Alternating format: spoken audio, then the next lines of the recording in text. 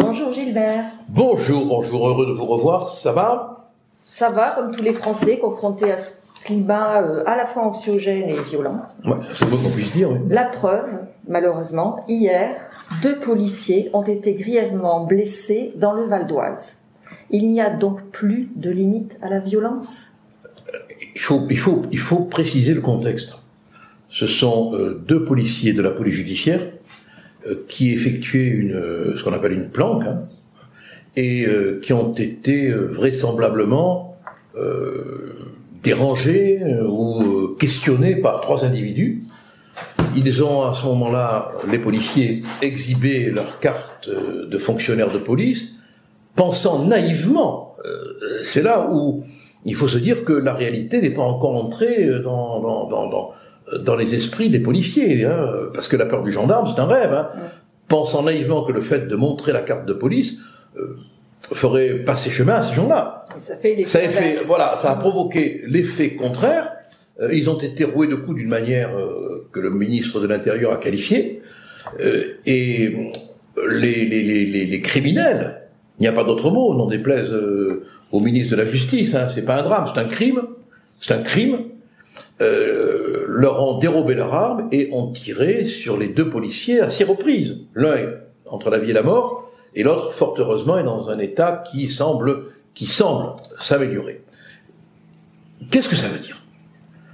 Qu'aujourd'hui, le fait d'être policier déclenche une espèce de violence qui, au-delà du policier, signifie qu'il y a toute une agressivité institutionnelle. Je veux dire, contre les institutions. D'où ça vient? Des années de laxisme, des années de destruction systématique, médiatique, de l'image du policier, présenté comme une espèce de raciste tantôt, comme une espèce de tortionnaire tantôt, comme un casseur de manifestations tantôt, et qui fait l'objet de campagnes quand même de dénigrement permanent. Bon, et puis cette espèce de sous-culture qu'on a laissé s'installer, c'est Sutherland, un criminologue américain, qui a développé cette théorie qui est très vraie. Quand la culture dominante s'en va, et c'est le cas en France, s'installent des sous-cultures. La sous-culture des banlieues, la sous-culture du trafic de drogue, et cette sous-culture de la haine du flic. Bon, alors, toutes les barrières, les unes après les autres, ont été détruites. Vous connaissez la théorie de la vitre cassée. Quand on casse une vitre, quand on laisse une vitre cassée dans une rue, ça a été expérimenté, eh bien, très vite, il y en a une deuxième qui est cassée, puis une troisième, puis une quatrième, puis c'est toute la rue. À force d'avoir renoncé sur de petites infractions, l'ensauvagement, les incivilités. Freud disait que fuir devant les mots, c'est fuir devant les actes. C'est vrai. Et le passage à l'acte criminel, il est l'addition de tous ces laissés-aller. À un moment donné, il y a une espèce d'escalade qui se fait mentalement, et on voit un individu, par progression, entrer brutalement dans une violence inouïe.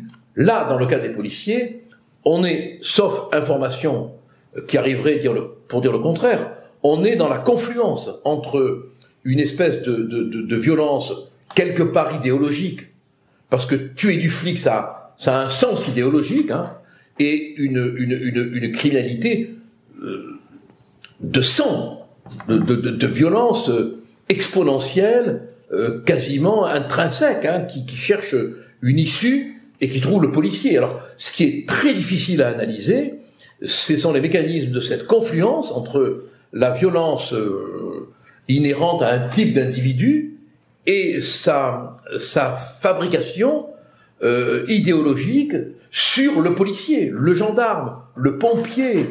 Enfin, quand même, on voit aujourd'hui des actes de violence commis sur des pompiers. On a un nombre de coups de couteau par jour qui d'attaques à l'arme blanche qui, je crois, dépassent les 100, il me semble. 120 attaques, je crois. 120 attaques par jour. On a les chiffres du ministère de l'Intérieur sur la criminalité en 2019.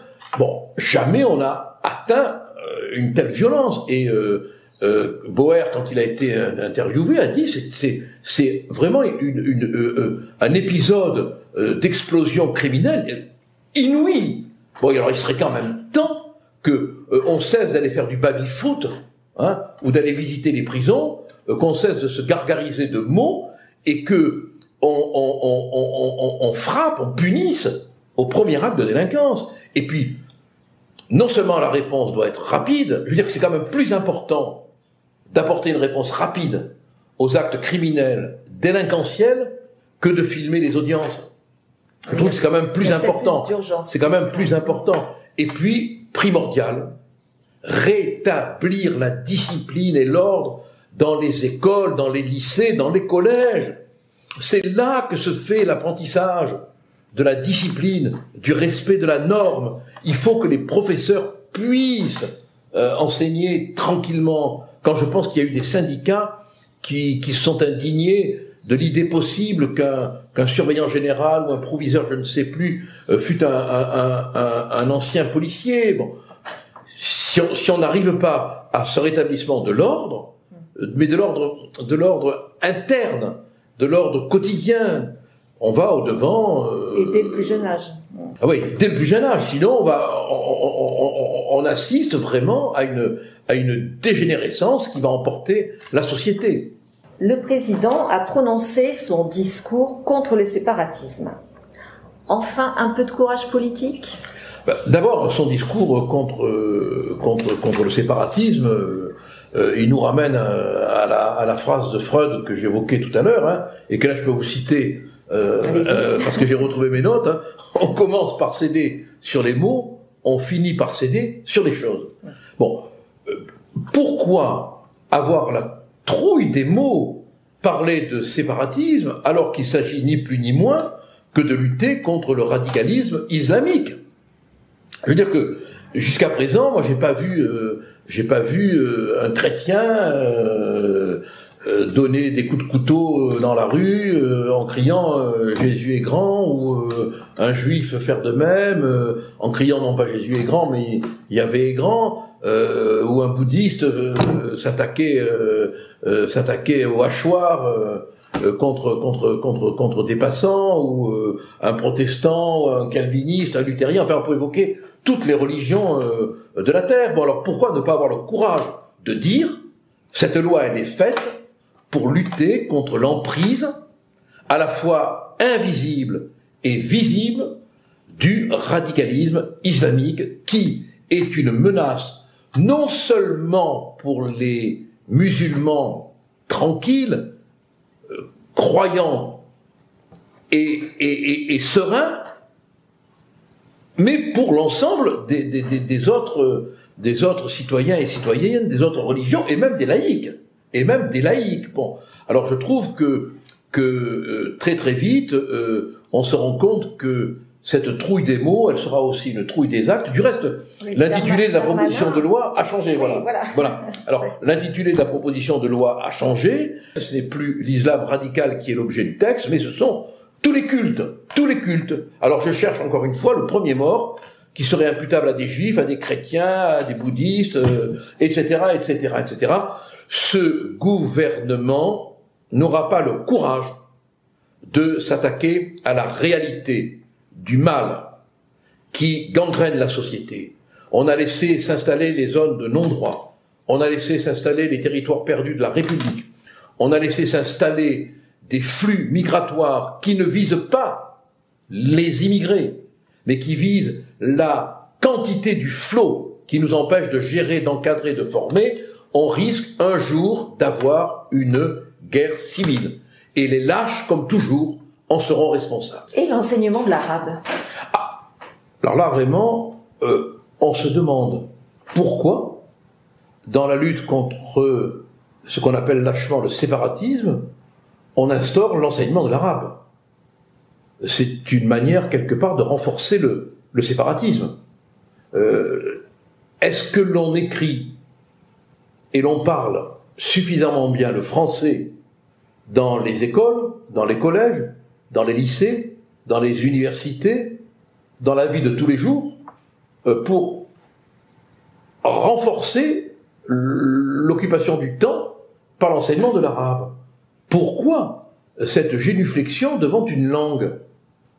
Je veux dire, les Bretons auraient le droit de demander qu'on enseigne le breton, les Corses qu'on enseigne le corse, les Provençaux qu'on enseigne le provençal, qui est une très jolie langue, entre parenthèses, hein, très jolie, hein, et ainsi de suite, quoi. Non, là, c'est encore une manière de courber les chines, voilà. Bon, mais c'est un peu, vous savez, à force de vouloir faire le grand écart entre la droite et la gauche, l'éternel en même temps. Macron, il va finir par se briser la colonne vertébrale politique. Tous voleurs, assassins, violeurs.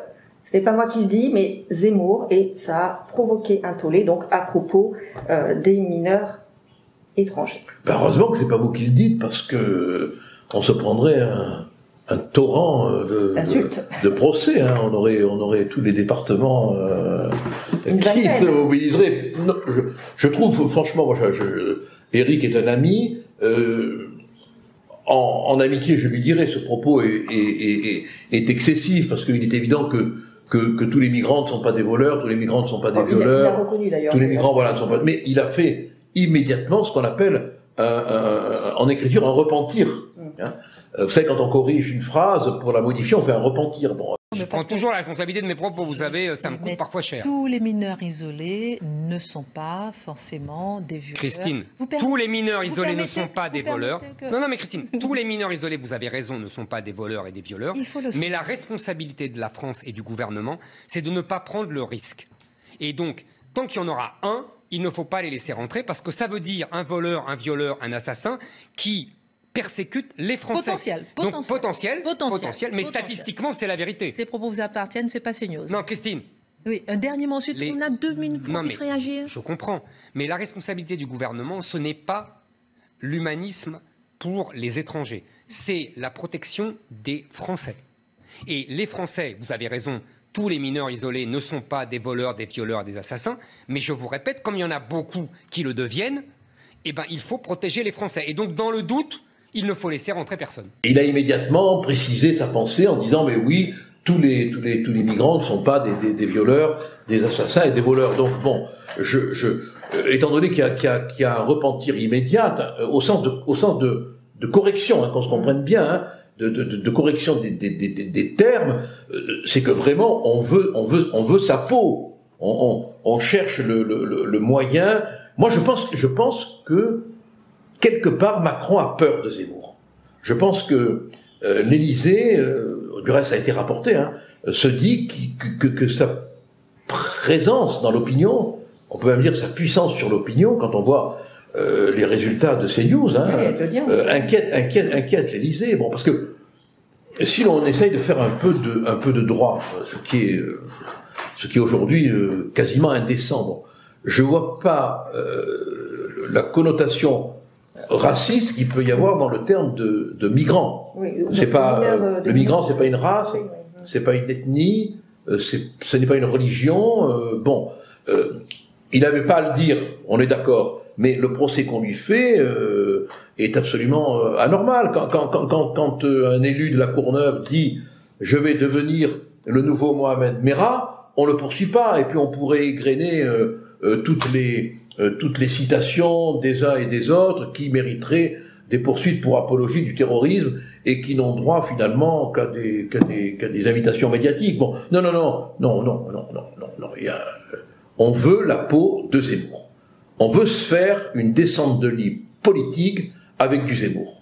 Alors, une journaliste de France Inter a sommé, je dis bien sommé, le CSA... Le représentant, le président, je crois, du CSA. Oui, ouais. D'intervenir contre, je cite, la droitisation des plateaux de télé et des chaînes d'infos. Que lui répondez-vous ? D'abord, je lui réponds que c'est pas son rôle. Un journaliste, il est là pour informer, il n'est pas là pour lancer des sommations à qui que ce soit. Il serait quand même grand temps que la presse retrouve son rôle d'information. Moi, je relie cette attitude à ce qu'on appelle les vérificateurs, vous savez, comme si les seuls qui étaient en droit de dire ce qui est vrai étaient les médias. Bon, on vérifie ce que dit un député, on vérifie ce que dit un ministre, on vérifie ce que dit un scientifique. Ça en dit long, quoi. C'est une espèce d'infaillibilité média-papale, hein. Alors, quand on entend une journaliste de France Inter, qui est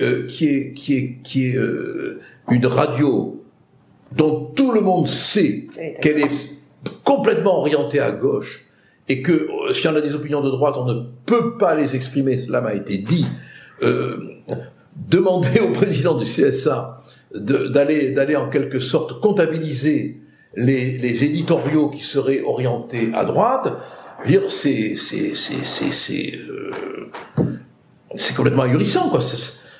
Et alors, dans la foulée, on a aussi un dénommé, là je cite son nom parce que j'arrive pas à m'en souvenir, Geoffroy de la Gasnerie, un noble, peut-être un aristo, hein, qui, lui, alors, il est quasiment pour qu'on empêche les gens de droite de parler, quoi. Bon, alors, moi j'imagine, si vous voulez,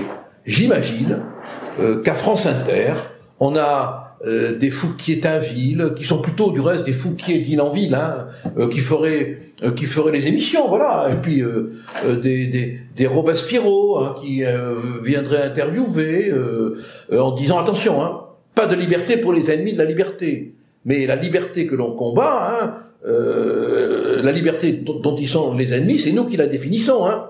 Voilà, bonsoir Lénine, bonjour Staline, comment ça va Mussolini, bien le bonjour d'Adolphe, ça c'est la liberté, il n'y a pas de doute, hein. À partir du moment où des hommes ou des femmes décrètent détenir le droit d'empêcher les autres de parler au prétexte qu'ils porteraient atteinte à la liberté, il n'y a plus de liberté. Et c'est très exactement ce que demande cette journaliste de France Inter et ce Geoffroy qui me fait froid dans le dos, que l'on ne puisse plus avoir d'opinion dissidente. Du reste, il est grand temps de créer un mouvement qui pourrait s'occuper des dissidents. Bon, donc au revoir et à la semaine prochaine, peut-être avec le barbu masqué. Peut-être avec le barbu masqué. Bon, donc bonne semaine et ne vous laissez pas trop impressionner par toutes ces inquiétudes, mais soyez quand même prudents et ne l'oubliez pas, hein, comme disait Albert Londres, comme on n'est pas sorcier, il faut être optimiste.